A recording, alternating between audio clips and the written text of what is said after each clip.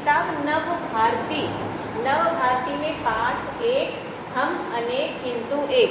ये रिवीजन मैं आपको संक्षेप में बता रही हूँ। इसका वीडियो आपके पास जा चुका है, PDF है, कॉपी वर्क है, सभी कुछ है आपके पास। ये आपका रिवाइज है ताकि आप अच्छे से तैयारी कर सको हाफ ईयरली एग्जाम की। ठीक है बेटा, तो देखते हैं पहला प्रश्न हमारा क्या है। आपकी नवभारती में बोलियां और टोलियां कितनी हैं? बोलियां और टोलियां कितनी हैं? 1000 है। आंसर क्या है इसका? 1000 है। और सेकेंड प्रश्न है हमारा, कई प्रदेशों के होने के बाद भी क्या एक है? हमारा जो देश है, देश एक है। क्या है? देश एक है। अब आगे देखते हैं, समानार्थक शब्द लिखिए। समानार्थक शब्द में जो भी शब्द है उस शब्द के समान, उस शब्द के समान हम और क्या लिख सकते हैं? उसे अनेक में, जैसे इसको हम समानार्थक शब्द में पर्यायवाची भी बोलते हैं, लेकिन आप लोग समानार्थक शब्द लिखिए। इसको देखिए, जैसे धरती है, धरती का क्या होगा? जमीन। संग का क्या होगा? साथ। रूप का क्या होगा? सूरत। ठीक है, आप लोग को ये नवभारती का पाठ 1 हम अनेक किंतु एक अच्छी तरीके से समझ में आ गया होगा। ओके, अभी हम आपकी हिंदी की किताब नवभारती में पाठ 1 का रिवीजन करेंगे। देखते हैं हमारा पाठ 1 क्या है। पाठ 1 हम अनेक किंतु एक। ठीक है बेटा, अब इसको मैं आपको समरी करके संक्षेप में बताऊंगी। ओके, जैसा कि आपके इस पाठ में दिया हुआ है, हम अनेक किंतु एक। ठीक है, इसमें हम क्या हैं? अनेक हैं लेकिन हम एक हैं। ठीक है, यहाँ पे है बोलियां 1000 है, टोलियां 1000 है। यहाँ पर कंठ राग क्या है? अनेक है। ठीक है, किंतु भाव एक है। ठीक है, ये आपको दिखाई दे रहा है। अब आगे देखते हैं, यहाँ पर विविध क्या है? रूप रंग है, किंतु देश एक है, विविध रूप रंग एक है। देश एक है लेकिन विविध क्या है? रूप रंग है, अनेक प्रकार के रूप रंग है। ओके, तो यह हमारा पाठ 1 क्या हमें संदेश देता है? इसका निष्कर्ष क्या है? हम सब एक हैं। हमारा देश क्या है? अनेक प्रकार से अनेक है, विविध है, उसके बाद भी हमारा देश एक है। ओके, अभी हम पाठ 1 का पेज नंबर 11 ओपन करेंगे और बुक वर्क देखेंगे। दिए गए प्रश्नों के उत्तर कुछ शब्दों में लिखिए। यहाँ पे दिया हुआ है पहला प्रश्न क है, बोलियां और टोलियां कितनी हैं? 1000। कई प्रदेशों के होने के बाद भी एक क्या है? देश है। भारत के संग कैसे रूप रंग हैं? विविध हैं। स्वर कितने हैं? 11 हैं। अभी आगे देखते हैं, समान अर्थ वाले शब्दों को समानार्थक या पर्यायवाची शब्द कहते हैं। जैसे माँ, माँ को हम और क्या बोल सकते हैं? माता और जननी। अब देखते हैं आगे हमारे पास और कुछ शब्द दिए हुए हैं। दिए गए शब्दों के समानार्थक शब्द पर सही का निशान लगाना है। ठीक है, जैसे कि दुनिया, धरती, संग, रूप, है ना। ये आपके बुक में है, बुक वर्क मैं करा चुकी हूँ, मैं एक आपको एक्सप्लेन करके बता रही हूँ। जैसे कि दुनिया, दुनिया को हम उसके समान में अर्थ में और क्या बोल सकते हैं? जग, शहर या नगर।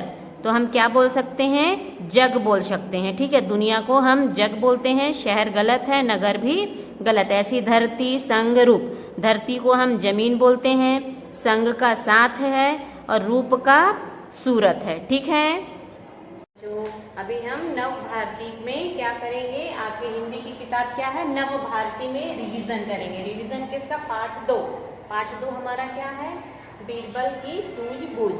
ठीक है, बीरबल की सूझबूझ में देखिए, सबसे पहले किसने कहा लिखिए। ये आपकी बुक में दिया हुआ है, मैं एक एक करके आपको एक्सप्लेन कर रही हूँ। आप बुक का वर्क और आपका बुक की में जो पाठ दिया है उसको बार बार आप रिवाइज करेंगे। ओके बेटा, सबसे पहला है, जो भी इस रेखा को छोटी कर देगा उसे इनाम दिया जाएगा। ये किसने कहा था? बादशाह अकबर ने। ठीक है, अब नेक्स्ट है हमारा प्रश्न है, प्रश्न उत्तर है ये पहला क्या था? किसने कहा। अब सेकंड है, बादशाह अकबर ने बीरबल को इनाम में क्या दिया? बादशाह अकबर ने बीरबल को इनाम में क्या दिया? बादशाह अकबर ने बीरबल को 100 सोने के सिक्के दिए। इनाम में क्या दिए? 100 सोने के सिक्के दिए। ठीक है, अब यहाँ हमारा प्रश्न तीसरा क्या है? संज्ञा शब्दों को रेखांकित कीजिए। जो शब्द यहाँ पे लिखे हैं, जो वाक्य लिखा है, इसमें क्या करना है? संज्ञा कहाँ पे है, किस शब्द को संज्ञा कहते हैं, उसको आपको रेखांकित करना है, रेखा खींचना है। जैसा कि सब राज दरबार में बैठे थे, तो यहाँ पे राज दरबार क्या है? संज्ञा है। ठीक है, अब यहाँ पे देखते हैं, सब बीरबल की वाहवाही करने लगे। तो यहाँ पे बीरबल क्या है? संज्ञा है, इसलिए हमने बीरबल पे रेखांकित किए हैं और यहाँ पे राज दरबार में। ओके, रिवीजन करेंगे। रिवीजन किस चीज का करेंगे?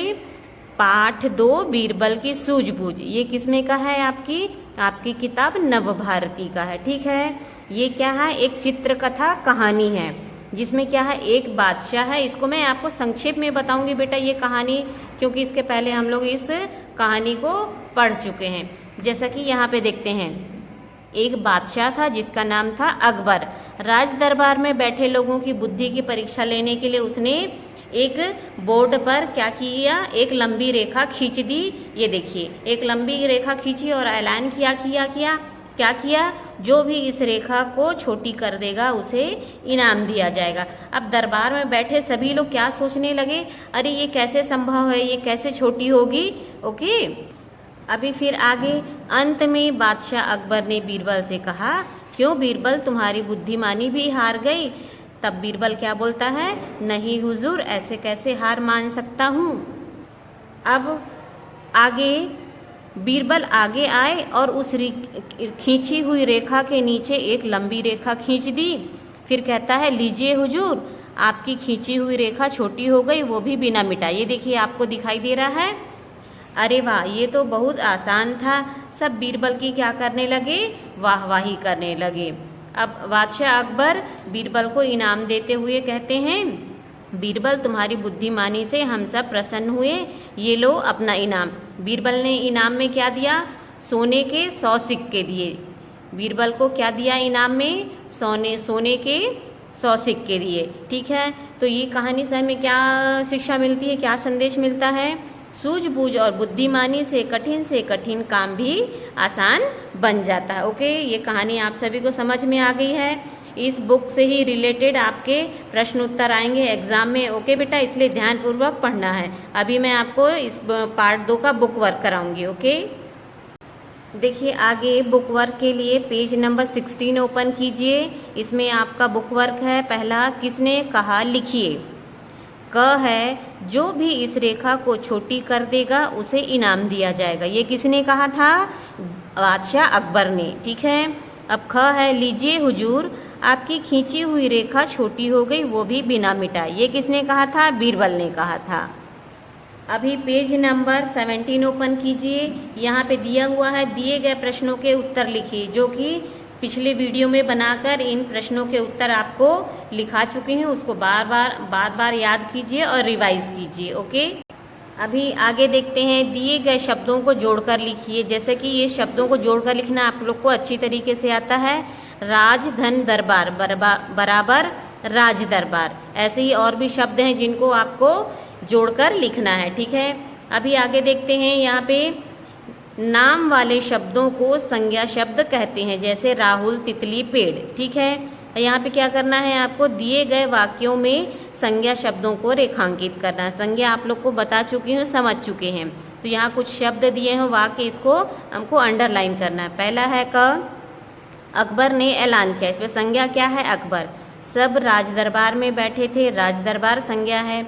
सबसे पहले मंत्री आगे आया, मंत्री संज्ञा है। हुजूर, ऐसे कैसे हार मान सकता हूँ, हुजूर संज्ञा है। सब बीरबल की वाहवाही करने लगे। तो इसमें बीरबल क्या है? संज्ञा है, क्योंकि उसका नाम है। ओके, आपको अच्छी तरीके से ये बुक समझ में आ गई होगी।